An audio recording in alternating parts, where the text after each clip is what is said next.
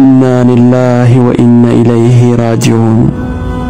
يا رب قوفتاكو مال لدقيسفتا كان أرقوف قمدو ماليف قدسيفتا ماتي وفي أرقوف dheebuutti bahanii isaanoo abdiidhaan asirraa ka'anii qe'ee gadda gootee qe'ee eegaa jiru akkam taati harmeen akkam taati tiruun kan irraa fagaatte arguuf dhabde jiruun anaan obbolaa koo nyaadha hin quufa jettee hojjettee dhamaatee bakka hin gahin haftee erga isin fudhatee gooftichi guddaanii isin haasimatu rabbiin jannataanii warri lubbuun haftan hundumti keessanii bagasin nassaree gooftichi guddaanii bagasin nassaree gooftichi guddaanii.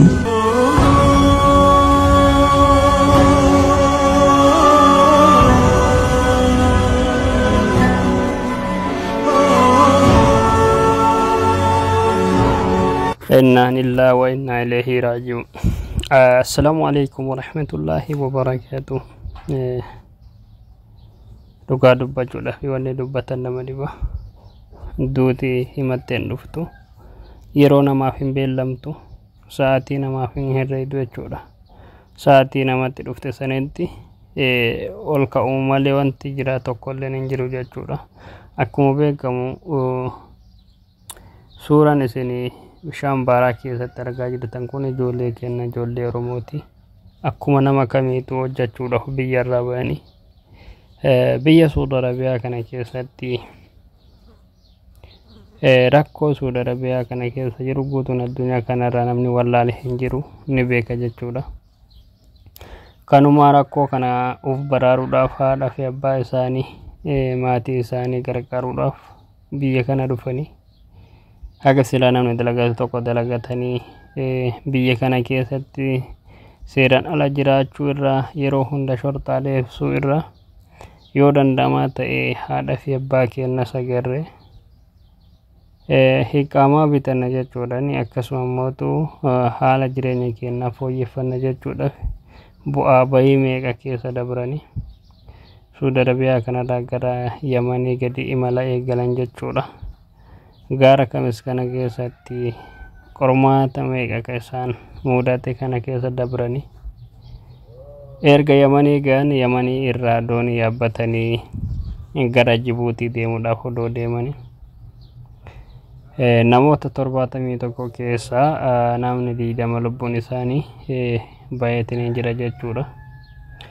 Warri lubbuun isaanii ba'ee nama 20 kan qaama reeffi isaanii argame kuuwwan immoo achi buuteen isaanii dhabame jechuudha. Kaan bishaantu tareenii kaan qurxummiitu nyaatu ta'uu danda'a.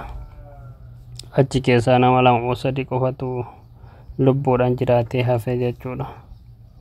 Yaa obboleeyyiin keenya namni Saudi Arabiyaa keessaa yaada akka kanaa akka qabdan taatani addunyaan kun hin quufamtu. Namni yoo du'es biyyuma ofiitiin tola. Haadha fi abbaan awwaalatanii firri gosti awwaalate yoo jedhe biyyuma ofiitiin tola. Biyyarraa akka hin deemne dhugaa dhaamsa obbolummaa dhaamsa oromummaati. Akkasuma mootu warri Saudi Arabiyaa keessa jirtan warri yaada kana asirraa ufduuba karaa Yamanii deebine Bahran gallee paaspoortii fi iqaamaa bitannee deebine jettan yaada kana odoo dhiistanii bareedanatti fakkaata. Maaliif silaa haa ta'u duuti yoomimaayyuun oolamtu akka fedhanis ta'an rabbiin sababumaan nama kaasa gaafa duuti namatti dhuftu waa sababeetuma sababaa godhee nama kaasa jechuudha. Rabbiin du'a akkanaa kana isinirraa qabu isaa warra du'anii rabbiin rahmata isaanii godhu rabbiin jannataan isaan gammachiisu. Haadha fi abbaa isaanii ka isaan laaluudhaaf bu'aa bahii kana meeqa deemanii arguudhaaf eega waa xiqqootu isaan hafa jechuudha. Jibuutii jechuun waan xiqqoodha jechuudha. Akkasitti ka rabbii waan fedhe dalaga karoorri isaanii galmi isaanii akkasitti kadhatte hafe rabbiin jannataan isaan gammachiisu. Haadha fi abbaa isaanii jajjabina isaanii haa kennu isaanii jenna. Asirra maal hubattu addunyaan uma feete yoo taate uma feete yoo qabaatte nama dabali majatti malee hin quufamtu jechuudha. Kanaaf yaa obboleeyyan kiyya warri karaa kana biyyarraa as deemtanis ta'e warri mootu asirraa haala mijeeffannee jettanii achi deemtanis rabbiin isin haa eegu, rabbiin xiqqaa ofii keessa isin haa kaawwatu. Waan akkanaa kanarraa of eegaa isiniin jechuun barbaade. Dhugaa dubbachuudhaaf hedduu namatti dhagahama. Kan nuti agarreetu kan nuti beenutu kana malee guyyarraa ilmaan Oromoo bishaan baaraa kanaan odoo hin nyaatamne qurxummiin ilmaan Oromoo osoo hin nyaanne oolu jechuudha. Guyyarra rakkoon kun hundi rakkoo biyya keenyarraa akkasuma rakkoo diinagdee rakkoomatu biyya ofii ta'uu nama dhooga ilmi namaa quufarra irratti biyyaan bahu rakkin namatu biyyaa nama baasa. Rabbiin rakkoo tanallee numarraa haa kaasu, rakkoo tana rabbiin nurraa haa fuudhu. Dhugaa hedduu namatti dhagahama jechuudha. Rabbiin obsa isaaniif haa kennu. Dhugaa hedduu natti dhagahame. Wanni jedhanii dubbatanis nama dhiba. Gochi akka kanaa kun biyyoota gara Liibiyaatiinis warroota karaa Suudaan irraa Liibiyaa yaabbatanii Liibiyaa irraa gara Kanaadaa bahuudhaaf akkanumatti guyyarraa warri karaa doonii karaa bishaanii kanaan deemu hundisaatu rakkoon akkanaa kun yeroo hedduu ilmaan Oromoo mudataatiin jira. Homa feetan rakkadha. Addunyaan biyya jiraataniif biyya deemtaniif isinii dhufuun ol dhabdu.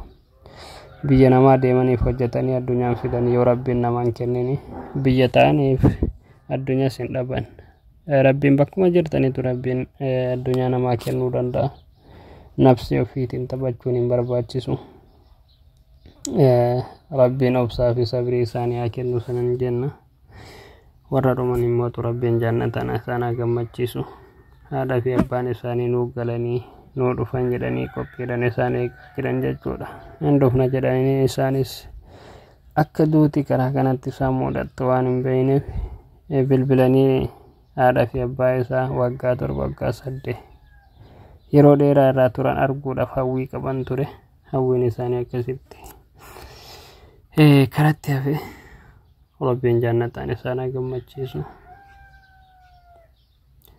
Hundi keessanuu viidiyoo kana waliif qooda. Waan akkanaa kanarraa haga danda'amaa ta'e tokkoon of eegaa isiniin jechuun barbaade dhaamsa kooti.